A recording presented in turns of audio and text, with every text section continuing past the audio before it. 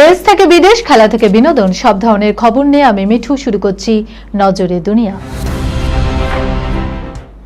উৎসবের আনন্দ মুহূর্তেই বদলে গেল শোকে। মুম্বাইয়ে গণেশ মূর্তি ভেঙে মৃত্যু হয়েছে 2 জনের, আহত 5। মুম্বাইয়ের ভুলেশ্বর এলাকায় শনিবার রাতে গণেশ মূর্তি আনার শোভাযাত্রায় ঘটে গেল ভয়াবহ দুর্ঘটনা। বিশাল আকারের গণেশ মূর্তি আচমকায় ভেঙে পড়ে মৃত্যু হয়েছে 2 জনের, আহত হয়েছে আরো 5 জন। আহতদের মধ্যে 5 ও 7 বছরের 2 নাবালিকাও রয়েছে। দুর্ঘটনার পর এলাকায় তীব্র চাঞ্চল্য ছড়িয়ে পড়ে। জানা যায় শনিবার রাত 9:51 নাগাদ ভুলেশ্বরের জয় আম্বে চকের কবুতরখানার কাছে এই দুর্ঘটনাটি ঘটে। ভুলেশ্বর রাজা গণেশ উৎসবের অংশ হিসাবে মূর্তি নিয়ে আসার অনুষ্ঠান চলছিল। সেই উপলক্ষে ওই এলাকায় বহু ভক্ত ও দর্শনার্থীর ভিড় জমেছিল। আচমকায় বিশাল গণেশ মূর্তিটি ভেঙে পড়ে।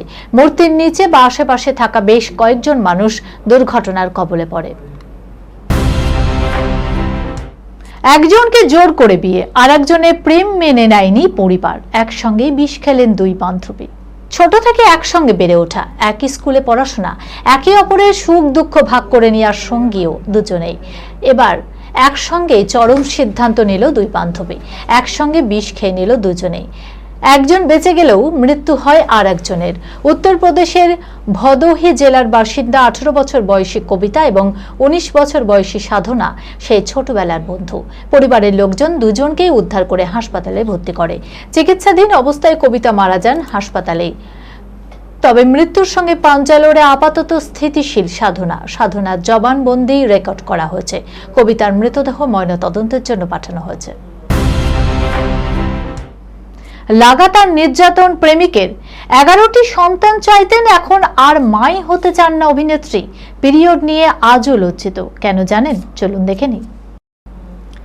অনেক সময় আমরা যা চাই তা পেয়ে যাওয়ার পরেও কিছু জিনিস অপূর্ণ থেকে যায়। এমনই এক বিখ্যাত অভিনেত্রীর কথা আজ বলবো, যিনি 11টি সন্তান চেয়েছিলেন, কিন্তু তার জীবনে এমন কিছু ঘটেছিল যা তাকে তার মাসিক নিয়ে লজ্জিত করে তুলেছিল। সেই অভিনেত্রী একসময় 11টি সন্তানের স্বপ্ন দেখতেন। তিনি কেন তার মাসিক নিয়ে লজ্জিত বোধ করতেন? তিনি হলেন অভিনেত্রী অনুপমা পরমেশ্বরন। গত কয়েকদিনে তার ব্যক্তিগত জীবনে অনেক চাঞ্চল্যকর ঘটনায় উঠে এসেছে। অনুপমা পরমেশ্বরন গত কয়েকদিন ধরে তার প্রাক্তন প্রেমিকের বিরুদ্ধে অনেক চাঞ্চল্যকর অভিযোগ করছেন। তার সঙ্গে থাকার সময় প্রাক্তন প্রেমিক তাকে এমন সব কথা বলতেন যা অভিনেত্রীকে তার আচরণ, কর্মজীবন এবং এমনকি একজন নারী হিসাবেও লজ্জিত করত। সম্প্রতি এক সাক্ষাৎকারে অনুপমা আবেগপ্রবণ হয়ে পড়েন এবং সে বলেন, অভিজ্ঞতাটি এতটাই বেদনাদায়ক ছিল যে 11টি সন্তানের স্বপ্ন দেখা অনুপম এখন আর সন্তানই চান না। এমনকি তিনি তার মাসিক নিয়েও লজ্জিত ছিলেন। অভিনেত্রী জানান, সম্পর্কে থাকাকালীন সঙ্গীর কাছ থেকে অসম্মান ও মানসিক নির্যাতনের শিকার হয়েছেন, এতটাই যা শুনলে সাধারণ মানুষ আঁতকে উঠবেন।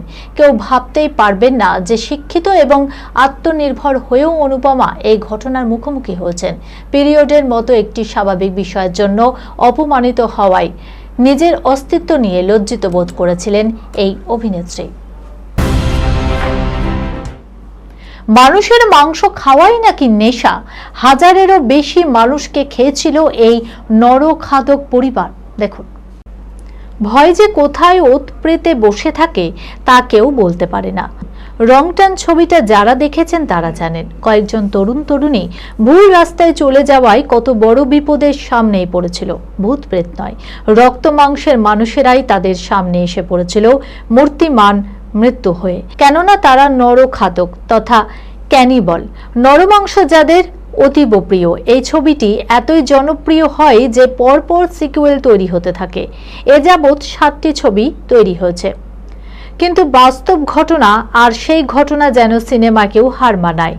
তবে রংটনের নেপথ্যে থাকা সত্য কাহিনী একমাত্র উদাহরণ নয়। কিন্তু আমরা এখানে যে বাস্তব ঘটনার কথা বলবো তা কয়েক শতাব্দী প্রাচীন পৃথিবীর কথা। ষোড়শ শতাব্দীর শনি বেন পরিবার আজও এক ঘৃণ্য পরিবার হিসেবে টিকে আছে কিংবদন্তি হয়ে। শনি বেন পরিবারের কাহিনীটি ষোড়শ শতাব্দীর। স্কটল্যান্ডের নরমাংসভোজী এই পরিবার 25 বছর ধরে 1000-এরও বেশি মানুষকে বন্দী করে হত্যা ও ভক্ষণ করেছে। এই ঘটনাটি যেমন বীভৎস, পরিবারটির বংশ পরিচয় এবং জীবনধারাও ছিল ঠিক ততটাই বিকৃত ও ভয়াবহ।